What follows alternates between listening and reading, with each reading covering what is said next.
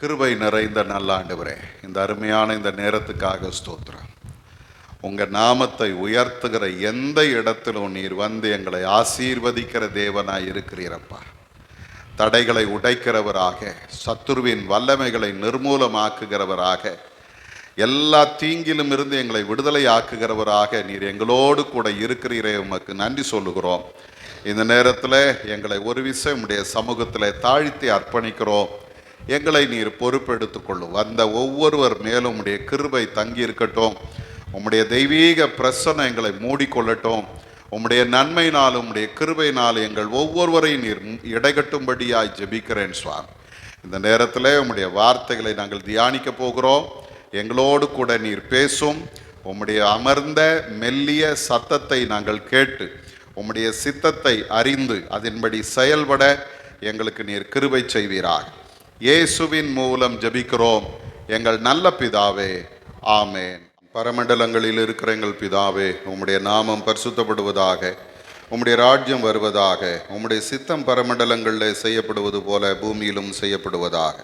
அன்றுள்ள ஆகாரத்தை எங்களுக்கு தாரும். எங்களுக்கு விரோதமாய் குற்றம் செய்கிறவர்களுக்கு நாங்கள் மன்னிக்கிறது போல எங்கள் குற்றங்களை எங்களுக்கு மன்னியும். எங்களை சோதனைக்கு பிரவேசிக்க பண்ணாமல் தீமையை ரட்சித்துக் கொள்ளும். ராஜ்யமும் வல்லமையும் மகிமையும் என்றென்றைக்கும் உடையவைகளே. ஆமேன், ஆமேன்.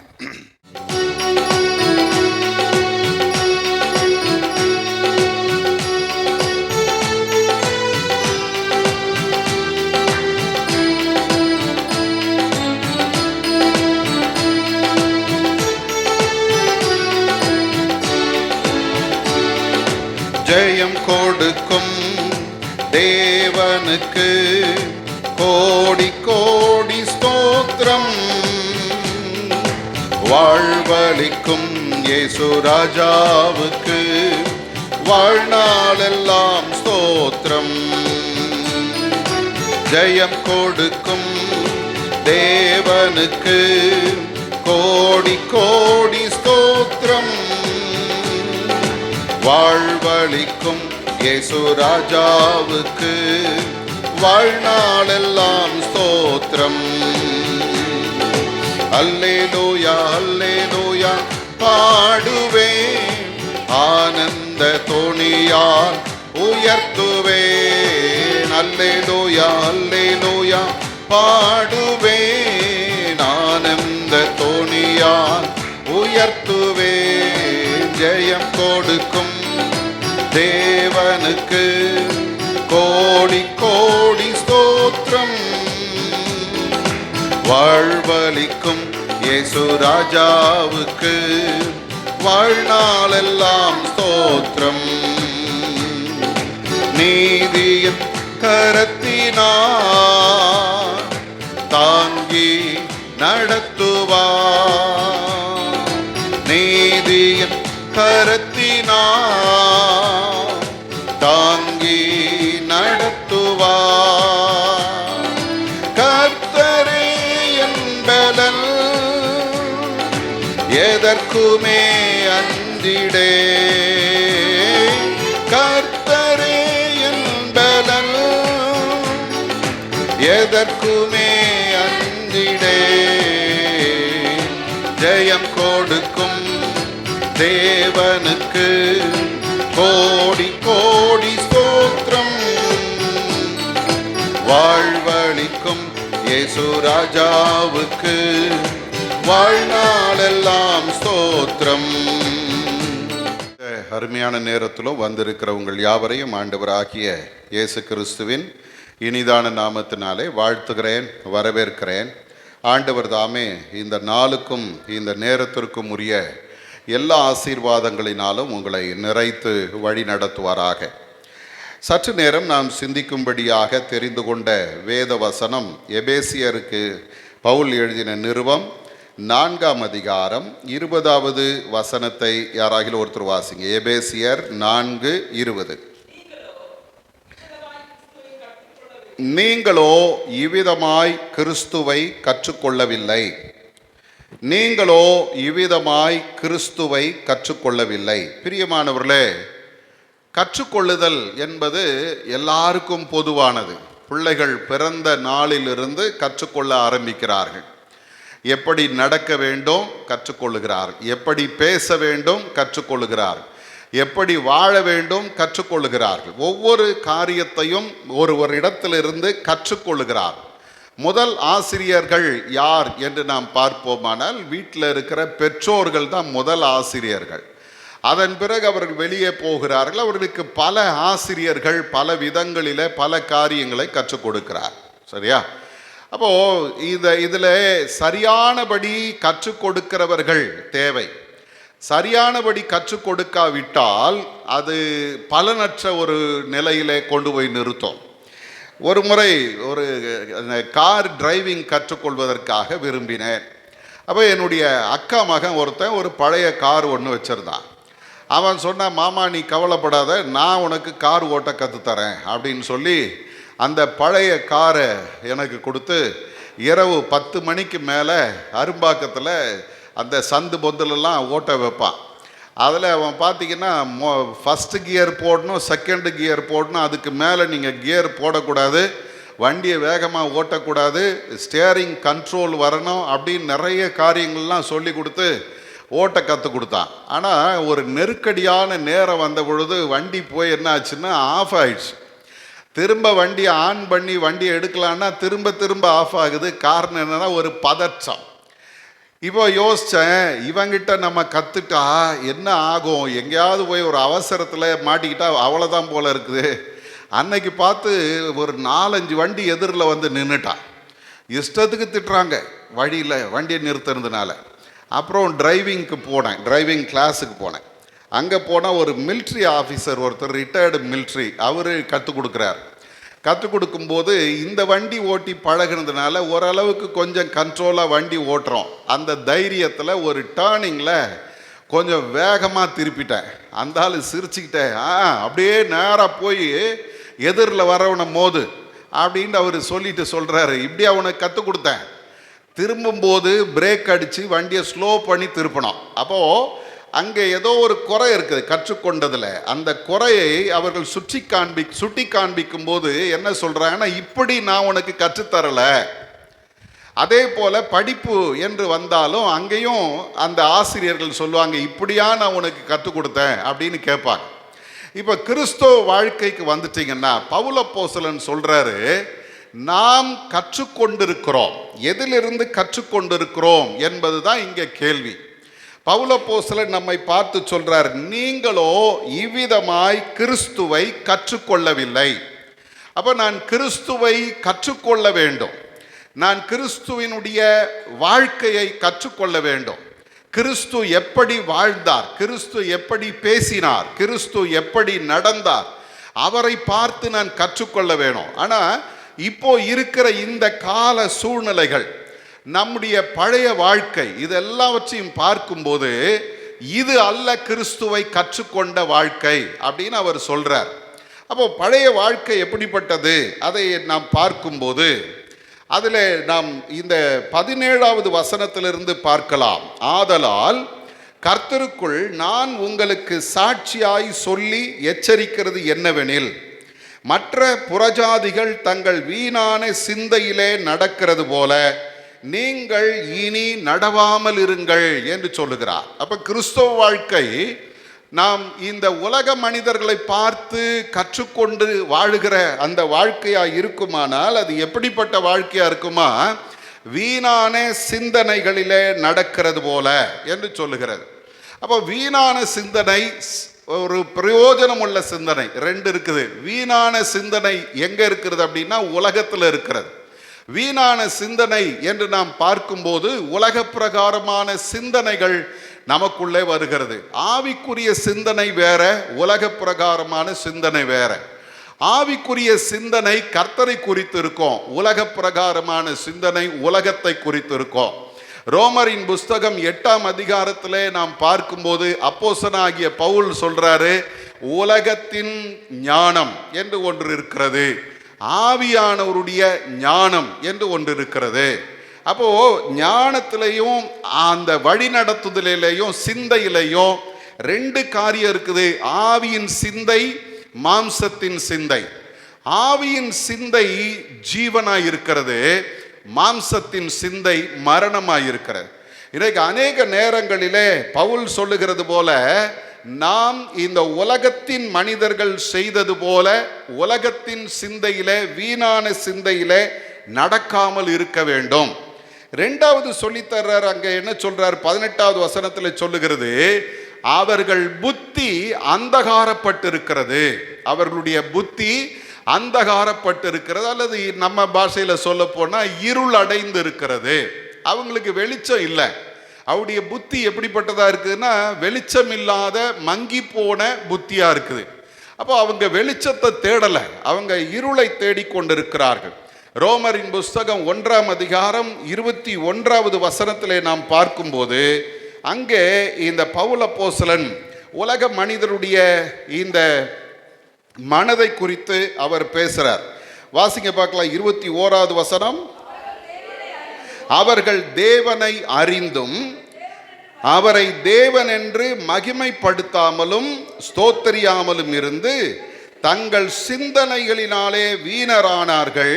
உணர்வில்லாத அவர்களுடைய இருதயம் இருளடைந்தது என்று சொல்லுகிறார். அப்போ ஆண்டவரை குறித்த ஒரு உணர்வு இல்லாமல் இருக்கிறதுனால அவருடைய இருதயம் என்ன ஆயிற்று? இருளடைந்திருக்கிறது. அடுத்தது சொல்லுகிறது, அவர்கள் இருளடைந்த இருதயம் கொண்டவர்கள் மட்டுமல்ல, அவர்களுடைய இருதயம் கடினமான இருதயமாக இருக்கிறது. அங்கே சொல்லுகிறான் 18வது வசனத்தில், தங்கள் இருதய கடினத்தினாலே தங்களுக்கு இருக்கும் அறியாமையினால் என்று சொல்லுகிறார். அப்போ அவங்க இருதயம் கடினப்பட்டு எதையும் அவர்கள் அறிந்து கொள்ள விரும்பல. ஆகவே தேவனுடைய ஜீவனுக்கு அவர்கள் அந்நியராக மாறி போனார்கள். இன்னைக்கு அருமையான தேவஜனமே, மனிதர்கள் இன்றைக்கு ஆண்டவரை குறித்து கேள்விப்படும் போது அதை ஏற்றுக்கொள்ளுகிற மனம் அவர்களுக்கு இல்லை. சில கடினமான ஆண்டவருடைய வார்த்தைகள் வரும்போது அதை என்ன பண்றாங்கன்னா, தனக்கு இல்லை அப்படின்னு ஒதுக்கிடுறாங்க. இது எனக்கு இல்லை, இது எனக்கும் இதுக்கும் சம்மந்தம் கிடையாது, இது யாரையோ ஐயா சொல்றாரு, யாருக்கோ சொல்லப்பட்ட வார்த்தை, எனக்கு இல்லை அப்படின்னு சொல்லி ஒதுக்கி விடுகிறவர்கள். காரணம் என்னன்னா, அவருடைய இருதயம் கடினமா இருக்கிறது.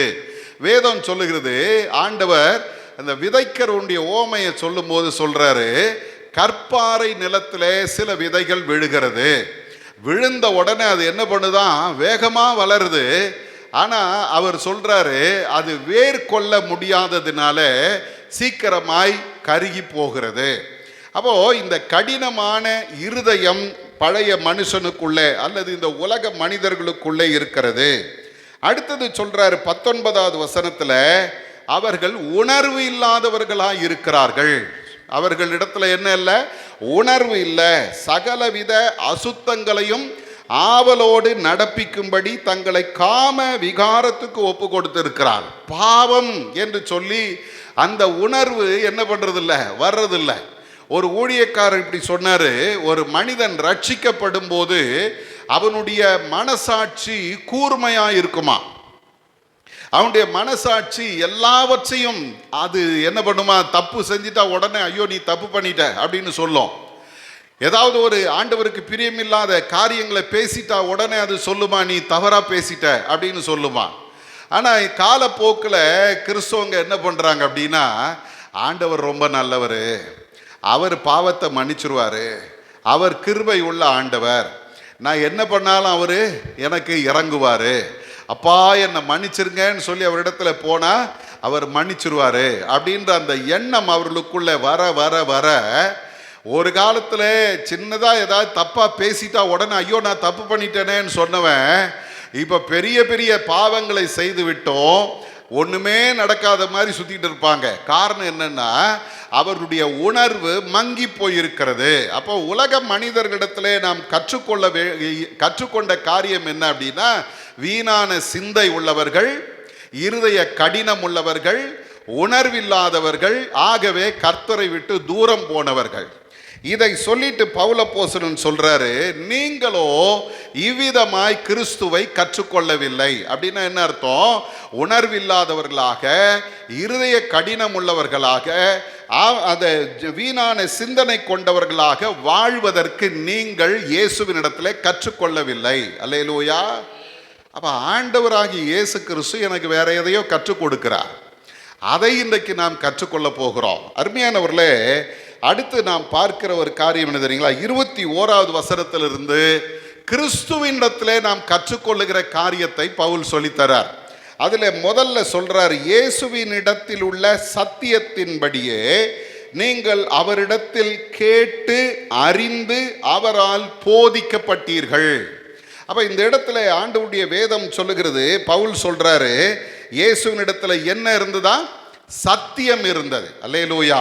இயேசுவே சத்தியமா இருந்தார். யோவான் 14ஆம் அதிகாரத்திலே நாம் பார்க்கும்போது ஆண்டவராகிய இயேசு கிறிஸ்து என்ன சொல்றார் பாருங்க, நானே வழியும் சத்தியமும் ஜீவனுமாய் இருக்கிறேன். வாய்மை, உண்மை இல்ல, சத்தியம் அப்படின்ற அந்த வார்த்தையை பல வகையில மொழிபெயர்க்கலாம், பல வகையில விளக்கம் சொல்லலாம்.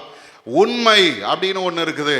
ரெண்டாவது வசனம் பைபிள்லயே சொல்லுது, சத்தியத்தையும் அறிவீர்கள், சத்தியம் உங்களை விடுதலையாக்கும். வசனம். ஆண்டவர் உண்மையாயிருந்தார், ஆண்டவர் வார்த்தையாயிருந்தார், ஆண்டவர் வசனமாயிருந்தார். அவர் நம் நத்திலே வாசம் பண்ணுகிறவராய் இருக்கிறார். வேதம் சொல்லுகிறது இயேசுவினிடத்தில் உள்ள சத்தியம். இரண்டாவது சொல்லுகிறது இயேசுவினிடத்தில் உள்ள வார்த்தை. அவரிடத்திலே கேட்டு அறிந்தோம் என்று சொல்றார். கேட்டு அறிந்தோம். அவர் சொன்ன வார்த்தை நமக்கு அது ஒரு பாடமாக இருக்கிறது. வேதத்தை நாம் வாசித்து பார்ப்போமானால் யோவானின் புஸ்தகத்தில் 1ஆம் அதிகாரம் 14வது வசனத்தில் யோவான் ஆண்டவராகி இயேசு கிறிஸ்துவை பற்றி இப்படி சொல்றார். வாசிக்க பார்க்கலாம். 1:14. அந்த வார்த்தை மாம்சமாகி கிருபையினாலும் சத்தியத்தினாலும் நிறைந்தவராய் நமக்குள்ளே வாசப்படினார்.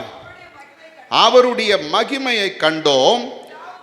அது பிதாவுக்கு ஒரே பேரானவருடைய மகிமைக்கு ஏற்ற மகிமையாகவே இருந்தது. அப்ப இங்க பவுல் இந்த யோவான் சொல்லும்போது சொல்றாரு, அந்த வார்த்தை மாம்சமாகி கிருபையினாலும் சத்தியத்தினாலும் நிறைந்தவராய் நமக்குள்ளே வாசம் பண்ணினார்.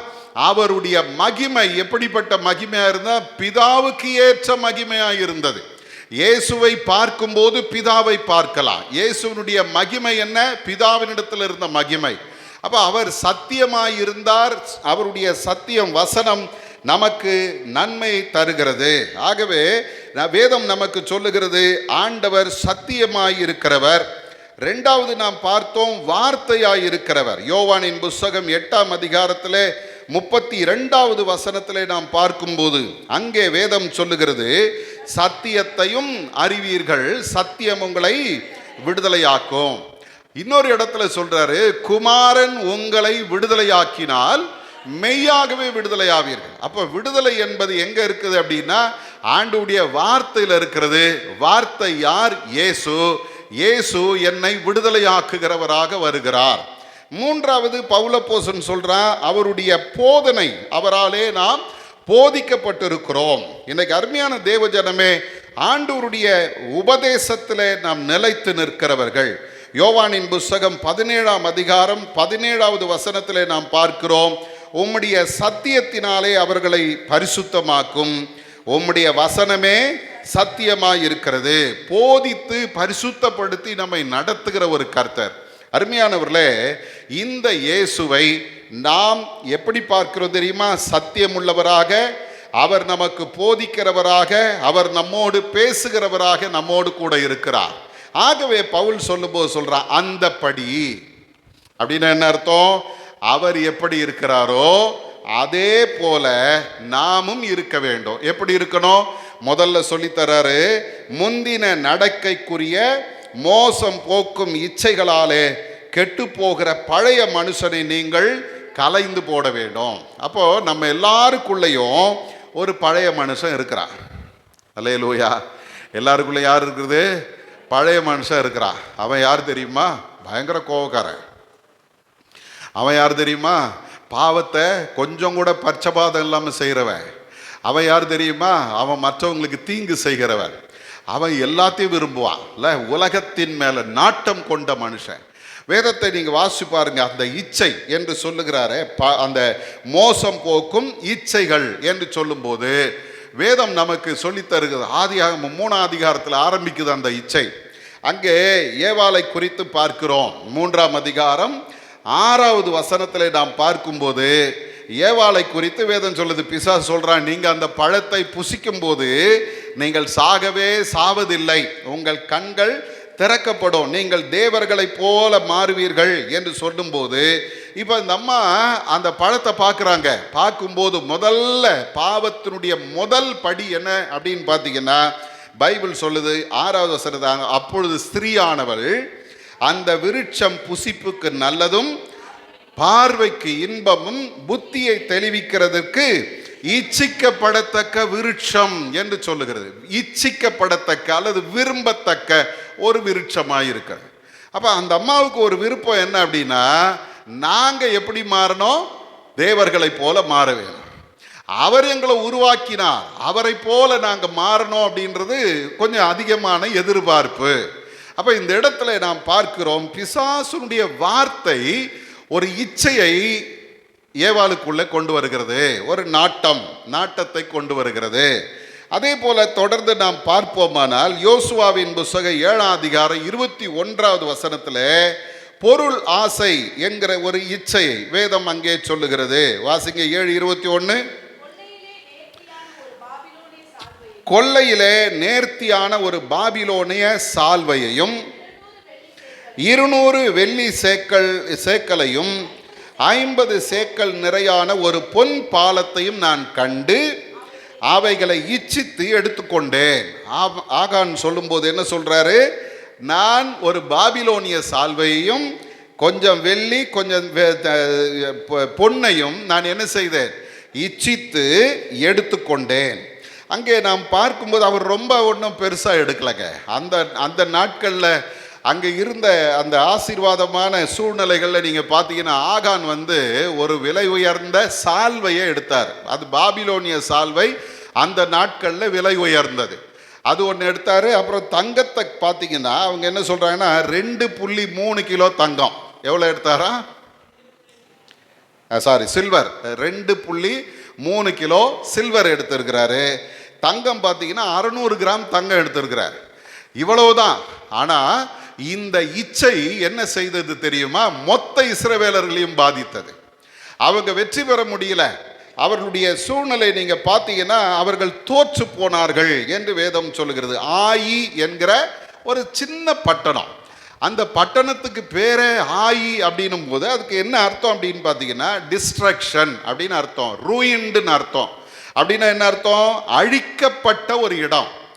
ஏற்கனவே அது பேரே என்ன தெரியுமா? அழிக்கப்பட்ட ஒரு இடம். அப்போ இவங்க நினைக்கிறாங்க அது ரொம்ப ஈஸியாக ஜெயிச்சிடலாம் அப்படின்னு பார்த்தா, அந்த ஆயி பட்டணத்தை இவர்களால் ஜெயிக்க முடியல. காரணம் என்ன? ஒரு மனிதனுடைய இச்சை.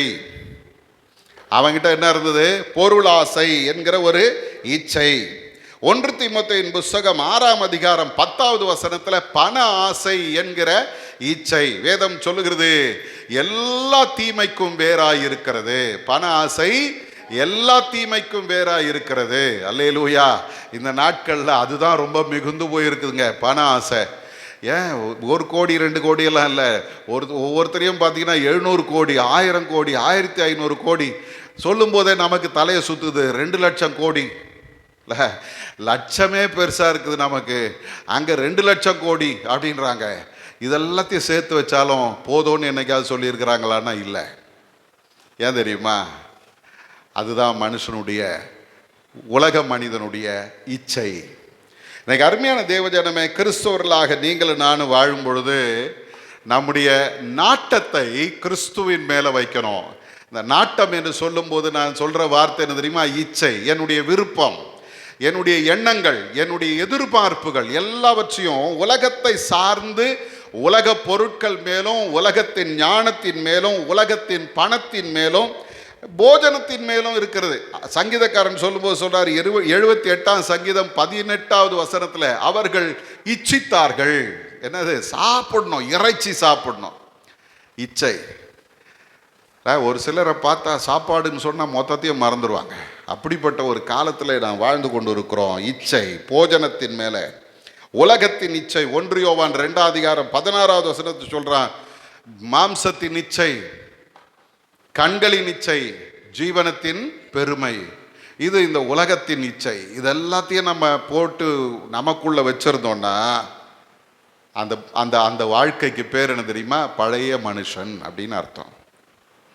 இது என்ன பண்ணுதா? என்னை கெடுத்து கொண்டிருக்கிறது. இதுதான் மிக முக்கியம். என்னை கெடுத்து கொண்டிருக்கிறது. இந்த பவுல் அப்போஸ்தலன் பயன்படுத்துகிற கெட்டு போகிற என்கிற இந்த வார்த்தை என்னன்னா, இது இந்த தக்காளி, அழுகி போன தக்காளி பார்த்துருக்குறீங்களா? நம்ம ஆளுங்க கடைக்காரங்களை பார்த்தீங்கன்னா தெரியும், ஏதாவது ஒரு தக்காளி அழுகி போச்சுன்னா உடனே தூக்கி அதை வெளியே போட்டுருவாங்க. காரணம் என்ன தெரியுமா? அதில் இருக்கிற கிருமிகள் என்ன பண்ணும்? அடுத்த தக்காளின்னு இருக்கிற மொத்த தக்காளியும் கெடுத்துரும். ஆகவே கெட்டுப்போன தக்காளியை வெளியே தூக்கி போட்டுருவாங்க. அது என்ன பண்ணும்? அடுத்ததையும் கெடுத்துரும். இங்கே பவுல் சொல்ற அந்த மோசம் போக்குகிற இச்சை என்று சொல்லுகிற அந்த வார்த்தைக்கு என்ன அர்த்தம்னு பார்த்தீங்கன்னா, தான் மட்டும் கெடுறது இல்லை, அடுத்தவங்களையும் கெடுத்துரும். அல்லேலூயா. இது என்ன பண்ணும்? ஒவ்வொரு காரியமாய் நம்முடைய வாழ்க்கையில நம்மை கெட்டு போக வைக்கிற பழைய மனுஷன்.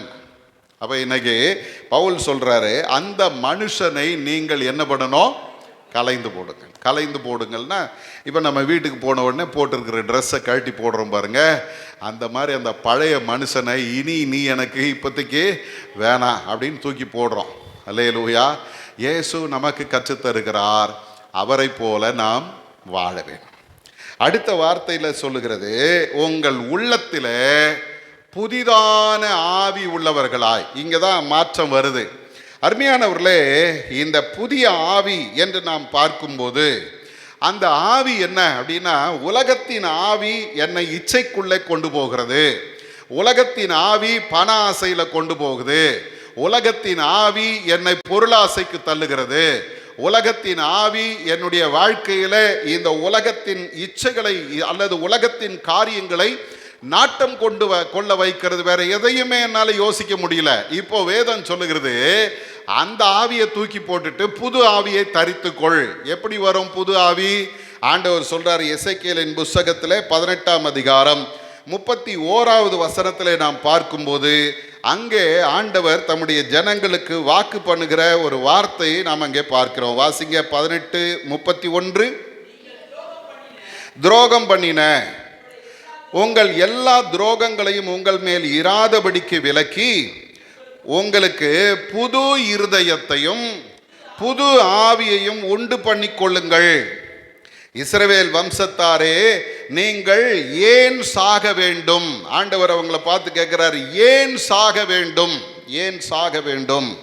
உங்களுக்கு புதிய ஆவியையும் புது இருதயத்தையும் நீங்கள் என்ன பண்ணிக்கொள்ளுங்கள்? உண்டு பண்ணிக்கொள்ளுங்கள். நடக்குமா அப்படின்னா நடக்கும். ஆண்டவர் நமக்கு தருகிற வார்த்தை, ஆண்டவருடைய வேதம் சொல்லுகிறது, புதிய ஆவியை நான் உங்களுக்கு தருவேன் என்று கர்த்தர் வாக்கு பண்ணுகிறார். அருமையானவர்களே, இந்த இடத்துல வேதம் சொல்லுகிறது, மனம் திரும்புங்கள். அந்த எசேக்கியேல் 18:32 பார்த்தீங்கன்னா, மனம் திரும்புங்கள், அப்பொழுது பிழைப்பீர்கள். அப்போ புது ஆவி வேணும்னா என்னுடைய மனம் புதிதாக வேணும்.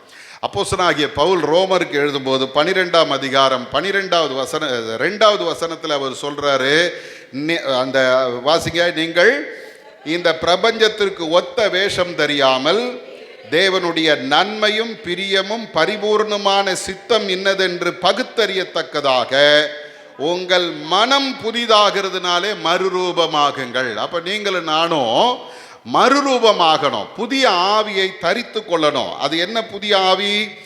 ஆண்டவர் தருகிற பரிசுத்த ஆவியானவர். இது நம்மை மாற்றும். அப்போஸ்தலர் 1:8 சொல்லுது, பரிசுத்த ஆவி உங்களிடத்தில் வரும்போது நீங்கள் பலனடைந்து எனக்கு சாட்சிகளாய் மாறுவீர்கள். அல்லேலூயா. எனக்கு சாட்சி. இதுவரைக்கும் என்னுடைய சாட்சி மோசமான சாட்சியா இருந்திருக்கலாம். ஆனா இனி வருகிற காலங்களிலே பரிசுத்த ஆவியானவர் எனக்குள்ள வரும்போது நான் போகிற இடங்களிலெல்லாம் அவருக்கு சாட்சியாய் வாழ முடியும். நீங்க வேதத்தை நல்லா உட்கார்ந்து கொஞ்சம் வீட்டில் சீடர்களுடைய வாழ்க்கை அப்படி பார்த்தீங்கன்னா, அவர்கள் பயந்த சுபாவம் உள்ளவர்கள். அவங்க ஆண்டவரோடைய இருந்தார்கள். ஆனால் ஆண்டவருடைய வல்லமை அவர்கள் முழுமையாய் தரித்து கொள்ளலை. இயேசு மரித்த பிறகு அவரை விட்டு ஓடினவங்க உண்டு, திரும்பவும் பழைய வாழ்க்கைக்கு போனவர்கள் உண்டு, அவரோடு கூட இருக்கும் போதே இயேசுவை தெரியாதுன்னு சொன்னவங்க உண்டு. எல்லாரும் அப்போஸ்தலர் 2ஆம் அதிகாரத்தில் பரிசுத்த ஆவியை பெற்றுக்கொண்ட பிறகு பார்த்தீங்கன்னா அவங்க எல்லாரும் ஒன்றாய் நின்று 17 தேசத்து மக்களுக்கு முன்பாக சொல்றாங்க, நாங்கள் அவருக்கு சாட்சிகள். அல்லேலூயா. மாற்றம் வருதுங்க, மாற்றம் வருது. கலாத்தியர்ல நாம் பார்க்கும்போது 5ஆம் அதிகாரம் 22வது வசனத்துல பரிசுத்த ஆவி ஒரு மனிதனுக்குள்ளே வரும்பொழுது அவன் கனி கொடுக்கிற மனிதனாய் மாறுகிறான். வேதம் சொல்லுது, ஆவியின் கனியோ அன்பு, சந்தோஷம், சமாதானம், நீடிய பொறுமை, தயவு, நற்குணம், விசுவாசம், சாந்தம், இச்சை அடக்கம், இப்படிப்பட்டவர்களுக்கு விரோதமான பிரமாணம் ஒன்றுமில்லை. அப்போ பரிசுத்த ஆவி ஒரு மனிதனுக்குள்ள வந்தா சாட்சியாய் மாறுகிறான். அவனுடைய வாழ்க்கையில ஒவ்வொரு குணாதிசைகளும் மாற்றப்படுகிறது. இதுதான் பெரிய விஷயம். அன்பு வந்துடுது, அல்லேலூயா. அன்பு வருது, சந்தோஷம் வருது, சமாதானம் வருது, நீடிய பொறுமை. நீடிய பொறுமை என்னன்னா லாங் சஃபரிங்னா என்னது? என்னதான் நடந்தாலும் பொறுமையாக அமைதியாக இருக்கிறது. இருக்க முடியுதா அப்படின்னா, எங்கேயாவது பிரச்சனை இருந்துச்சுன்னா நம்ம சரி செய்து கொள்ளணும். என்னால் பொறுமையாக இருக்க முடியல அப்படின்னா அங்கே ஏதோ குறை இருக்குது. ஆவியானவர் இருந்தால் நீடிய பொறுமை இருக்கும். அதே போல் தயவு, நற்குணம், விசுவாசம், சாந்தம். இந்த சாந்தம்னு சொல்லும்போது தலை மேலே ஏறி நடந்தாலும் அமைதியாக இருக்கணும். அல்லேலூயா. ஏசாமி சொல்றார், நான் சாந்தமும் மனத்தாழ்மையுமாய் இருக்கிறேன். அவருக்கே சாந்தம் இருந்துச்சு, மனத்தாழ்மை இருந்துச்சு. அவரை காரி துப்புனாங்க, அவருடைய கன்னத்தில் அரைஞ்சாங்க. எங்கேயாவது இயேசு உணர்ச்சி வசப்பட்டார்னு போட்டிருக்குதா? எங்கேயுமே கிடையாது. இயேசுவோ பேசாமல் இருந்தார்னு சொல்லுது. நம்மளால் என்ன பண்ண முடியல? அமைதியாக இருக்க முடியல. ஒரு வார்த்தையாவது பேசிடணும் இல்லை? ஒரு வார்த்தையாவது நாக்கப்படுகிற மாதிரி ஒரு வார்த்தையாவது கேட்டு வந்துடணும் அப்படின்னு நம்ம துடிக்கிறோம். ஆனால் இயேசு அத்தனை அவமானங்களையும் சகித்த பொழுதும் பைபிள் சொல்லுது அவர் அமைதியாக இருந்தார், பேசாது இருந்தார். அல்லேலூயா. இன்னைக்கு அந்த இயேசு நமக்கு கற்றுத்தருகிற ஒரு காரியம் உண்டு. உன் வாழ்க்கை மாறணும், உனக்குள்ள இருக்கிற அந்த ஆவி மாற்றப்படணும், புதிய ஆவியை தரித்து கொண்டு வாழணும். அந்த ஆவி என்ன பண்ணுகிறது? என்னுடைய குணாதிசயங்களெல்லாம் மாற்றிடுது. அல்லேலூயா. என்னை பார்க்கும்போது ஆச்சரியமாக இருக்கும் இல்லை? ஆச்சரியம், இவர் இப்படி இருந்தார, இப்போ இப்படி மாறிட்டாரே அப்படின்னு சொல்கிற அந்த வாழ்க்கை தான் பரிசுத்த ஆவியானவர் தருகிற வாழ்க்கை. பவுல் நமக்கு கற்றுத்தர்றாரு, கிறிஸ்துவினிடத்தில் நீங்கள் எதை கற்றுக்கொள்ளுகிறீர்கள்? பழைய மனுஷனை தூக்கி போடுறது கற்றுக்கொள்ளுகிறோம். 2வது புதிய ஆவியை தரித்து கொள்ளுகிறோம். 3வது அவர் சொல்றாரு, புது மனுஷனை இப்பொழுது நான் தரித்து கொள்கிறேன். அந்த மனுஷன் யாரு? மெய்யான நீதியிலும் பரிசுத்தத்திலும் தேவனுடைய சாயலாக சிருஷ்டிக்கப்பட்ட புதிய மனுஷன். அல்லேலூயா. அந்த மனுஷனுக்குள்ள இருக்கிறது என்ன நீதி? மெய்யான நீதி. அப்போ பொய்யான நீதின்னு இருக்குது போல அல்ல? பொய்யான நீதி இருக்குது. இந்த பக்கம் ஒரு நியாயம் பேசுவாங்க, அந்த பக்கம் ஒரு நியாயம் பேசுவாங்க.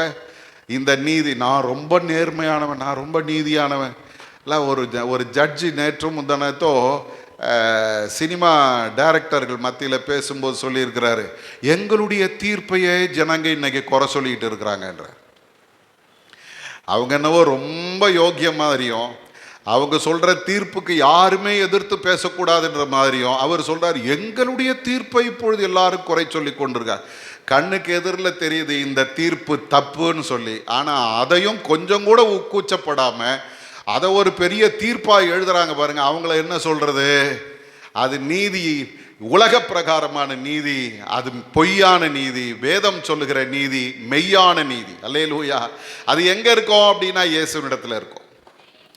இல்லை, விபச்சாரத்தில் கையுமையுமாய் பிடிக்கப்பட்ட ஒரு பெண்ணை கொண்டு வந்து இயேசுக்கு முன்னால் நிறுத்துறாங்க. நிறுத்திட்டு ஏசாமிகிட்ட கேட்குறாங்க, ஆண்டவரே, மோசையினுடைய நியாயப்பிரமாணத்தின்படி இவளை கல்லெறிந்து கொள்ள வேண்டும், நீர் என்ன சொல்லுகிறீர்? பொய்யான நீதி என்ன பண்ணியிருக்கோம் தெரியுமா? ஆமாம் கரெக்டு தான், மோசே சொல்லியிருக்கிறாரு, அதனால் இந்த அம்மாவை சாவடிச்சிருங்க அப்படின்னு சொல்லியிருக்கோம். ஆனால் மெய்யான நீதி என்ன சொல்லு தெரியுமா? இவ மட்டும் தப்பு பண்ணலையே, விபச்சாரம் பண்ணாங்கன்னா இந்த அம்மா மட்டுமா விபச்சாரம் பண்ணிச்சு? இது கூட தப்பு பண்ணவன் யாரு? இல்லை, நிறைய கேள்விகள் அங்கே எழும்புது. இவ கூட தப்பு பண்ணவங்க யாரு, அவனை எங்க விட்டீங்க, அதுக்காக நீங்க என்ன வாங்குனீங்க, நம்ம ஊர் பாஷைப்படி பேசினா எவ்வளவு லஞ்சம் வாங்குனீங்க, அவனை எஸ்கேப் பண்ண வச்சிருக்கிறீங்களே, நீங்கள்லாம் யோக்கியமா, இப்படி எல்லாம் இவ்வளோ கேள்வி வருதுல. அது எல்லாத்தையும் ஒரே வார்த்தையில் முடிச்சிட்டாரு. உங்களில் பாவம் இல்லாதவன் இவள் மேல முதலாவது கல்லெறிய கடவன். பைபிள் சொல்லுது, சிறியோர் முதல் பெரியோர் வரைக்கும் எல்லாரும் தன்னுடைய மனசாட்சியில குத்தப்பட்டவர்களாய் எல்லாரும் அங்கிருந்து போயிட்டாங்க. இதுதான் மெய்யான நீதி. தவறு என்பது ஆண்டவருடைய பார்வையில் எல்லாமே தவறு தான். நீ ஆண்டவருடைய சமூகத்தில் எதையுமே மறைக்க முடியாது. அவர் மெய்யான நீதி உள்ளவரும் பரிசுத்தம் உள்ளவருமாக. அல்லேலூயா. அவர் என்ன எப்படி இருக்கிறாராம், பரிசுத்தமாய் இருக்கிறார். பைபிள் சொல்லுது, நான் பரிசுத்தர் ஆகையால் நீங்களும் பரிசுத்தராய் இருங்கள். 1 பேதுரு 1:16 சொல்றார். சங்கீதம் 11:7 சொல்லுது, தேவன் நீதி உள்ளவர், அவர் நீதியின் மேல பிரியப்படுகிறவருமாய் இருக்கிறார். மத்தேயின் சுவிசேஷத்தில் நாம் பார்க்கும்போது 5ஆம் அதிகாரத்தில் ஆண்டவர் நீதி செய்கிற தேவனாய் இருக்கிறார். இன்னைக்கு நீங்கள் நானும் புதிய மனுஷனை தரித்து கொள்ளணும். அந்த மனுஷன் யார் தெரியுமா, தேவனுடைய சாயலான பரிசுத்தத்தையும் மெய்யான நீதியையும் தன்னிலே கொண்டிருக்கிற மனுஷன். அவங்கிட்ட எந்த தூய்மை கேடும் இருக்காது, அவங்கிட்ட எந்த அநீதியும் இருக்காது. அவன் கர்த்தரை தேவனை போல வாழுகிற ஒரு மனுஷன். அப்போ என்னை பார்க்கிறவர்கள் யாரை பார்க்கணும், இயேசுவை பார்க்கணும். ஏன்னா நான் அவரிடத்தில் கற்றுக்கொண்டேன். அல்லேலூயா. அவரிடத்தில் நான் கற்றுக்கொண்டேன். ஒரு பெருமை என்ன தெரியுங்களா, படிக்கிறவங்களுக்கு அப்துல் கலாமும் நம்ம அண்ணா யூனிவர்சிட்டியில் டீச்சிங் பண்ணார். அப்போது அந்த செட்டில் படித்த ஒருத்தன் சொல்கிறான், நாங்களாம் கொடுத்து வச்சவங்க. ஏன்பான்னு கேட்டேன். எங்களுக்கு அப்துல் கலாமே டீச்சராக இருந்தார். நான் சொன்னேன், நாங்கள் கூட கொடுத்து வச்சவங்க தான். என்ன அப்படின்னு, எங்களுக்கு உலக பிரசித்தி பெற்ற பெரிய ஒரு பிரசங்கியார் எங்களுக்கு டீச்சராக இருந்தார். இல்லை, இதெல்லாம் நமக்கு அந்த டீச்சருங்க, அது நமக்கு ஒரு பெருமை இல்லை, பெருமை. இப்போ நீங்களும் நானும் இப்போ இருக்கிற சூழ்நிலைக்கு யாராவது நம்மளை பார்த்து உங்களுக்கு யாருங்க கற்றுக் கொடுத்தது அப்படின்னா என்ன தைரியமாக சொல்லணும், என்ன சொல்லணும் தெரியுமா, இயேசுவே என்னுடைய வாத்தியார். அல்லேலூயா. அவருடைய நீதியை நான் தரித்திருக்கிறேன், அவருடைய பரிசுத்தத்தை நான் தரித்திருக்கிறேன், அவருடைய குணாதிசயங்களை நான் தரித்திருக்கிறேன், அவருடைய ஆவி எனக்குள்ள இருக்குது, நான் புதிதாக்கப்பட்ட மனிதனாய் இருக்கிறேன். இயேசுவை நாம் உலக பிரகாரமாக கற்றுக்கொள்ளவில்லை, இயேசுவை நாம் ஆவிக்குரிய பிரகாரமாக கற்றுக்கொண்டிருக்கிறோம்.